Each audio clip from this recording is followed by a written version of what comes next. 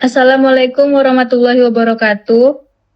Baiklah, di sini kami akan mempresentasikan hasil proyek kami, yaitu yang berjudul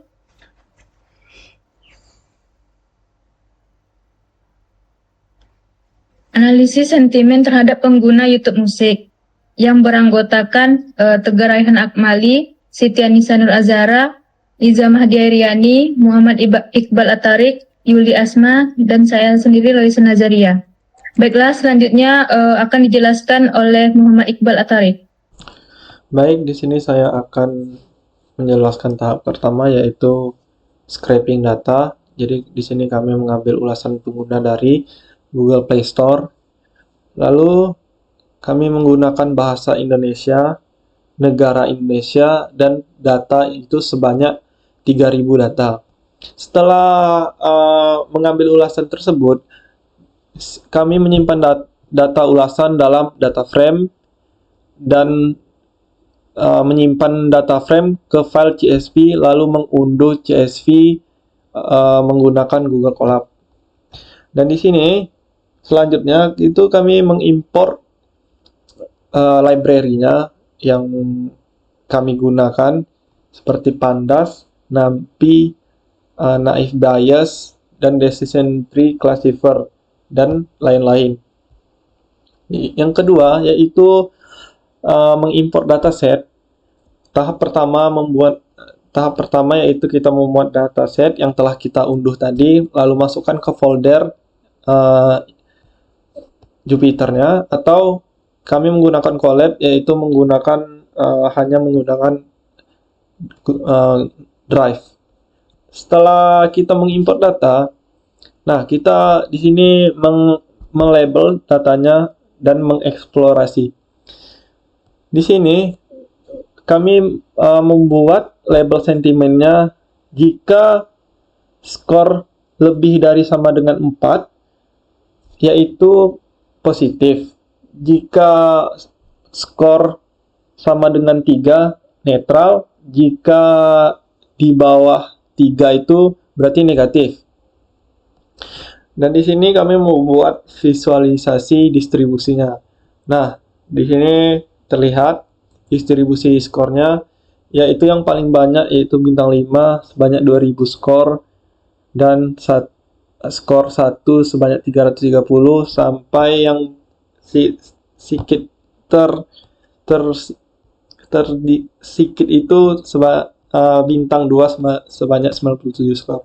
Nah, di sini distribusi skornya yang telah saya sebutkan tadi, yaitu bintang 5 itu sebanyak 2000,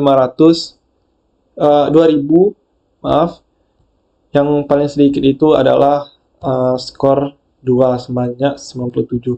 Dan di sini distribusi sentimennya yaitu positif itu di atas 1600, negatif sentimennya sebanyak 400 atau 350, dan netralnya itu di bawah 200.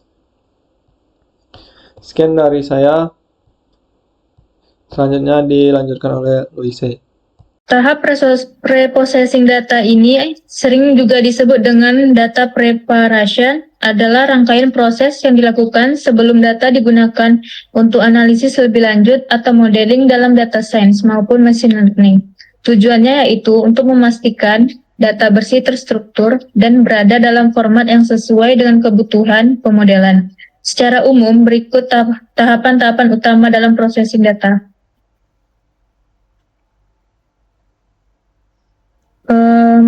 Tahap inisialisasi, stop word, dan normalisasi. Secara singkat, kode ini berfungsi untuk membuat daftar stop words atau kata umum dalam bahasa Indonesia, membuat kamus untuk menormalisasikan kata-kata singkatan, tujuannya untuk mempersiapkan teks sebelum dianalisis, dengan menghapus kata-kata yang kurang penting dan menyamakan bentuk kata-kata.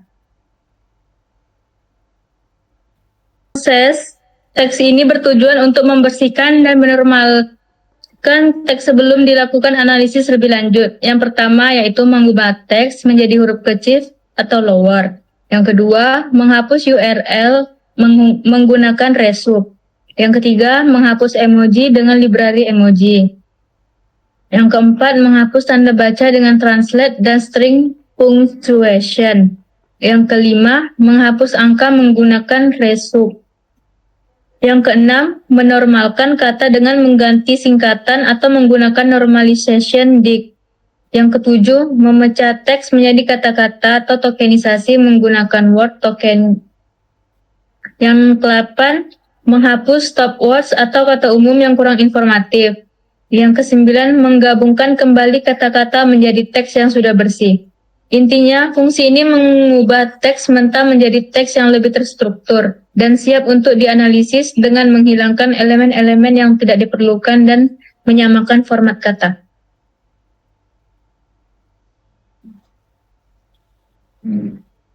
Preprocessing.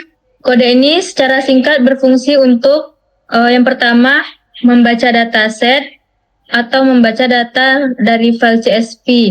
Yang kedua, memvalidasi dan membersihkan data. Yang ketiga, menerapkan preprocessing. Yang keempat, menggunakan fungsi preprocess teks dan menyimpan di kolom baru. Yang kelima, menghapus baris kosong. Dan yang keenam, menyimpan dataset yang sudah diproses. Baik, di sini saya akan melanjutkan ekstraksi fitur menggunakan model back of words. Yang pertama itu, kode ini secara singkat berfungsi untuk mengubah teks menjadi data numerik menggunakan TF-IDF untuk mengubah teks di kolom cleaned content menjadi representasi numerik yang dapat dipahami oleh model machine learning.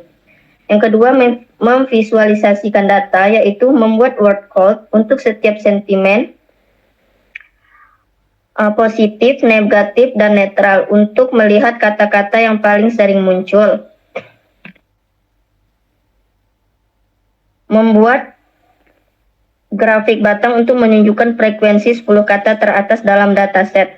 Kemudian menampilkan contoh fitur, menampilkan contoh representasi numerik dari beberapa dokumen pertama. Intinya, kode ini mempersiapkan data teks untuk pemodelan machine learning dan memvisualisasikan data untuk pemahaman yang lebih baik. Nah, di sini tampilan dari hasil back of words-nya, di mana kata bagus itu memiliki representase yang paling tinggi. Kemudian disusul dengan kata mantap, sangat, good, baik, aplikasi, musik, suka, oke, dan kemudian musik itu berada di level ke-10. Sebelum itu, Saudara Tegar boleh dilihatkan dulu codingannya sebentar untuk back of words. Baik, di sini saya akan sedikit menjelaskan mengenai kode dari back of words yang kami gunakan. Yang pertama tadi itu ada inisialisasi dan penerapan TF-IDF.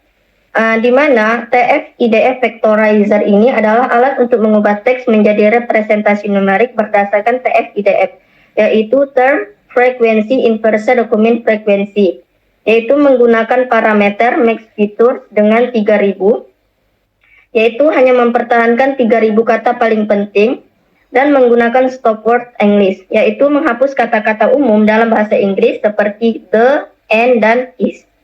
Kemudian transformasi, yaitu fit transformasi menerapkan TF-IDF pada kolom clean content menghasilkan array dengan ukuran jumlah dokumen 3000. Kemudian dengan label, variabel Y diisi dengan nilai dari kolom sentimen yang dianggap sebagai label dari data.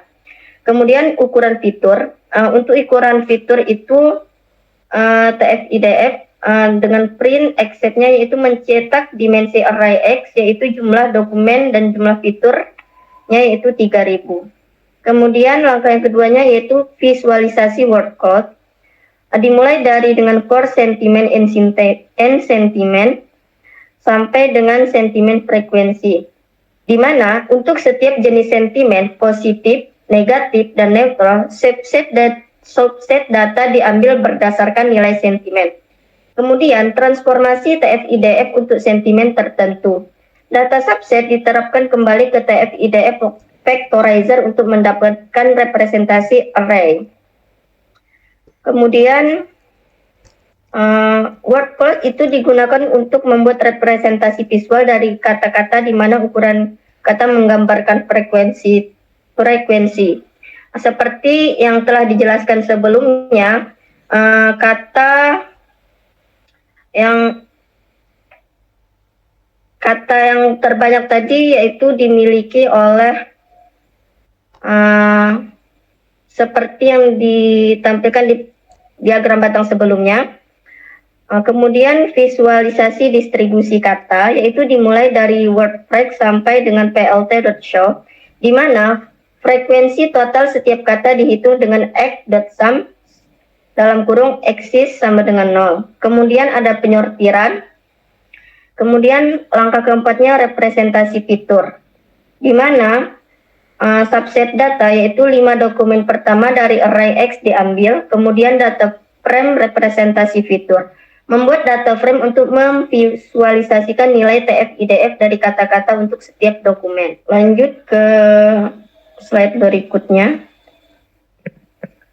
Nah, di sini adalah pembagian data latih dan data uji, di mana dari 3.000 data tersebut dibagi menjadi 2, yang mana 80% dibagi menjadi data training dan 20%-nya dibagi menjadi data testing. Untuk hasil data training dan data testing itu,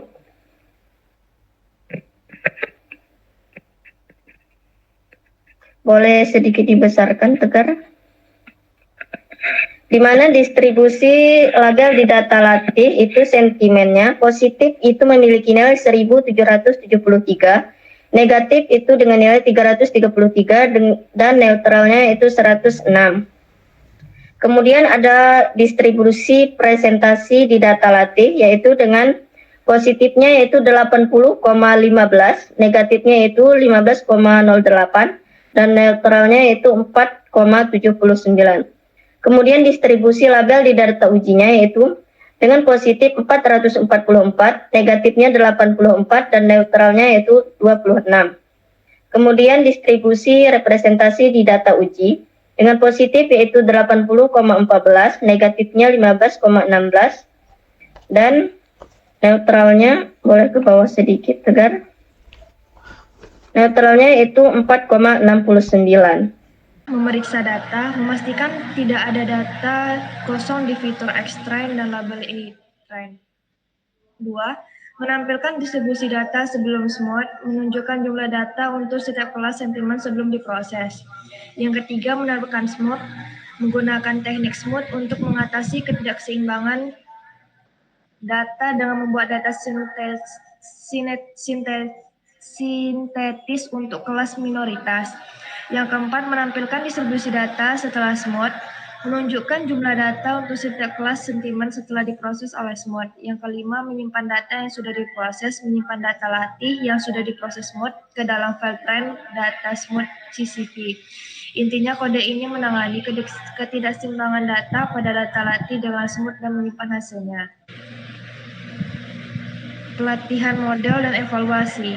Yang pertama, menentukan parameter yang akan diuji.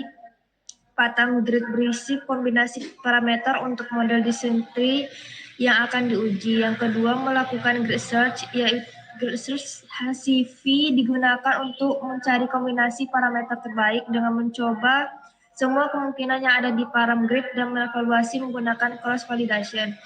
Yang ketiga, menampilkan parameter terbaik, menampilkan kombinasi parameter yang menghasilkan akurasi terbaik. Yang keempat, melatih ulang model. Melatih ulang model di season tree menggunakan parameter terbaik yang ditemukan.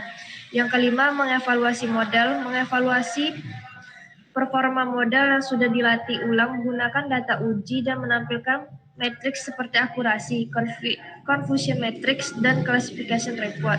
Intinya, kode ini mengoptimalkan model disentri dengan mencari parameter terbaik dan kemudian mengevaluasi platformnya. Oke, baik. Di sini selanjutnya ada optimisasi hyperparameter, yang dimana kode ini merupakan bagian dari validasi data sebelum pelatihan model. Secara singkat, kode tersebut berfungsi untuk memeriksa nilai kosong atau missing value pada data latih. Yang kedua, jika terdapat nilai kosong, program akan dihentikan dan menampilkan pesan error. Nah, kode ini juga merupakan bagian dari validasi data sebelum pelatihan model. Secara singkat, Kode tersebut berfungsi untuk memeriksa nilai kosong missing value pada data latih. Jika terdapat nilai kosong, program akan dihentikan dan menampilkan pesan error. Oke, mungkin saya akan jelaskan sedikit untuk optimasi hyperparameter mengenai codingannya. Cek. Nah, baik. Yang pertama di sini yang digunakan library-nya Seaborn, SNS, Matplotlib, dan Pandas. Selanjutnya ada validasi data sebelum pelatihan, yang dimana itu ada validasi itu dilakukan untuk memastikan bahwa tidak ada nilai kosong dalam dataset pelatihan. Nah, ini juga penting karena nilai kosong dapat menyebabkan error saat melatih model. Setelah itu ada inisialisasi pada model. Dua model ini diinisialisasi. Naive Bayes sebagai multinominal NB untuk analisis teks yang mengasumsikan independensi fitur, dan decision tree untuk menangkap hubungan nonlinear dalam data. Nah, terus selanjutnya itu melatih model Naive Bayes. Model dilatih menggunakan data latih yang telah diimbangi dengan smooth dan kemudian digunakan untuk memprediksi data uji. Setelah itu, modelnya dievaluasi dan evaluasi dilakukan menggunakan metrik.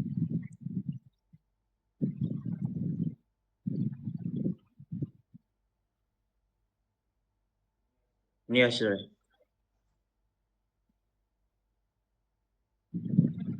Yang mana evaluasi akurasi proporsi prediksinya yang benar. Convention matrix itu menunjukkan distribusi prediksi untuk setiap kelas. Classification report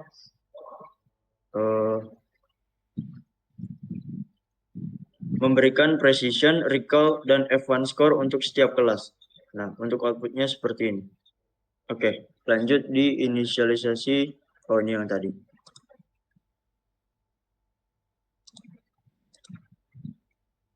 Nah, ini penjelasan yang tadi. Dan ini hasilnya.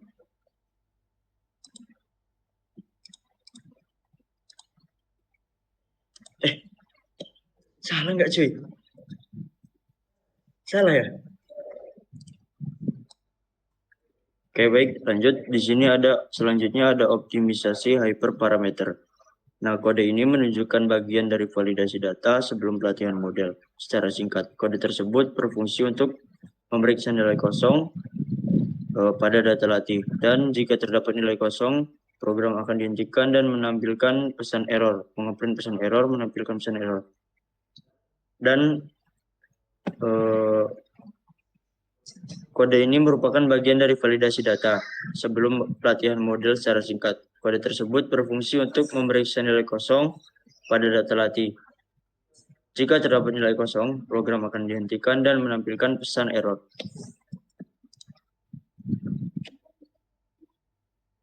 Oke, mungkin saya akan jelaskan codingannya sedikit.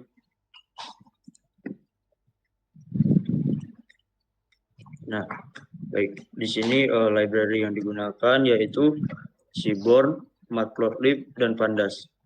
Nah, langkah yang pertama itu melakukan validasi data sebelum pelatihan.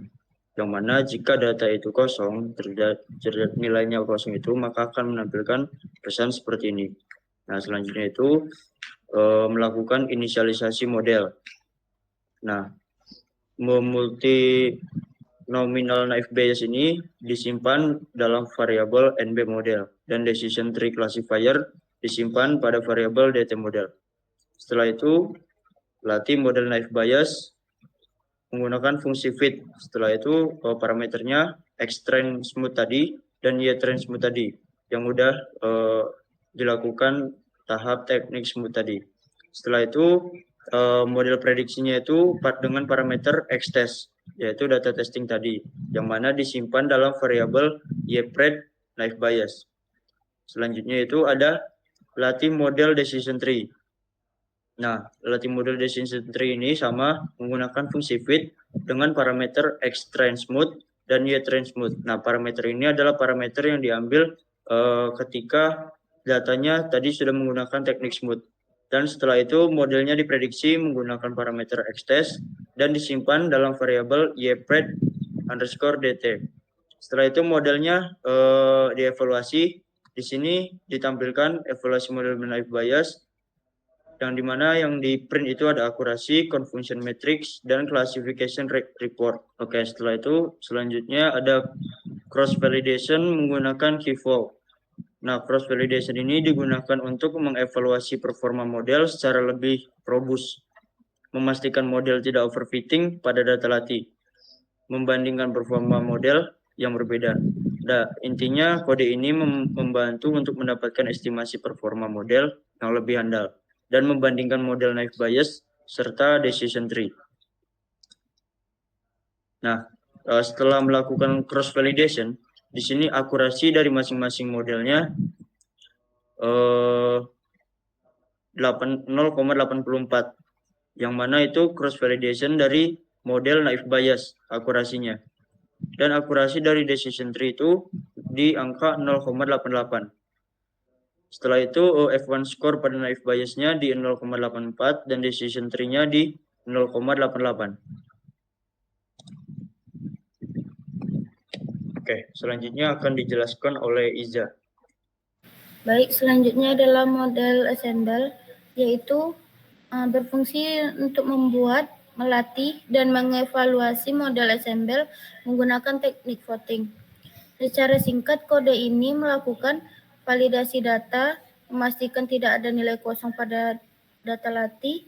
Itu yang kedua, inisialisasi model assemble, yaitu untuk membuat model assemble dengan menggabungkan model naive Bayes dan Gaussian tree yang dioptimalkan. Lalu ada pelatihan model, yaitu melatih model ensemble menggunakan data latih. Lalu ada prediksi, yaitu untuk melakukan prediksi pada data uji menggunakan model ensemble. Lalu ada evaluasi, yaitu untuk mengevaluasi performa model dengan menghitung akurasi confusion matrix, classification report,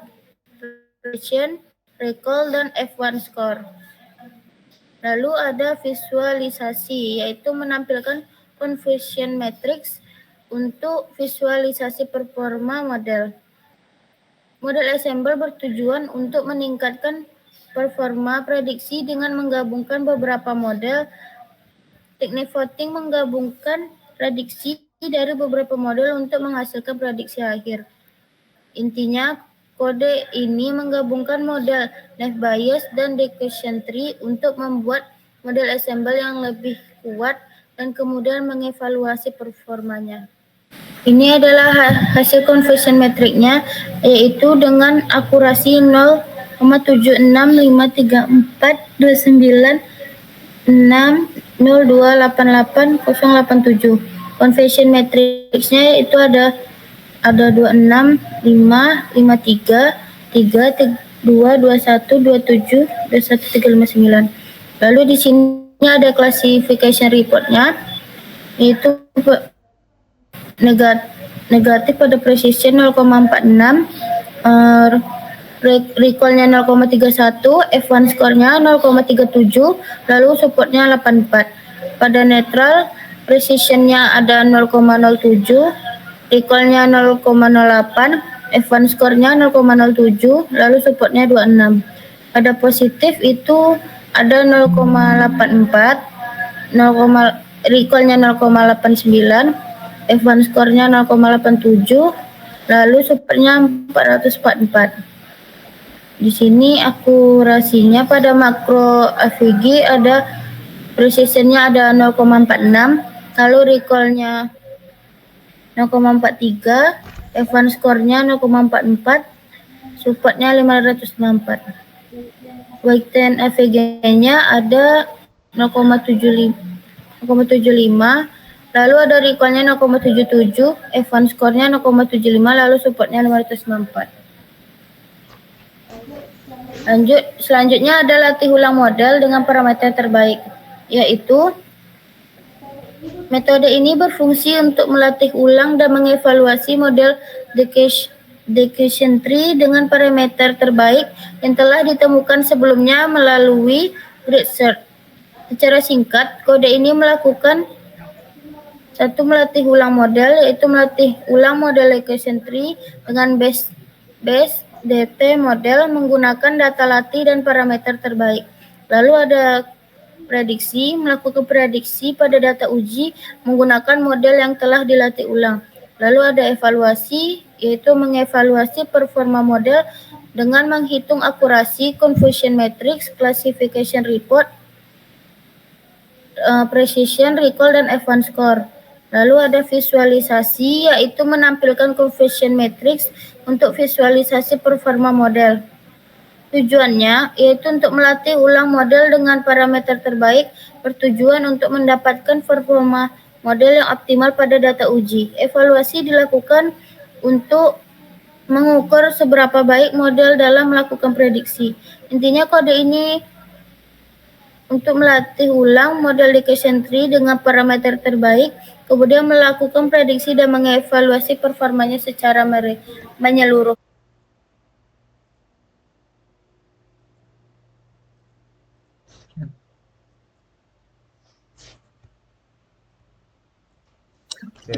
Oke, baik. Sekian presentasi dari kelompok kami. Mohon maaf jika ada kekurangan dalam penyampaian dan kesalahan dalam penyampaian. Kami akhiri. Wabillahi taufiq wal hidayah. Assalamualaikum warahmatullahi wabarakatuh.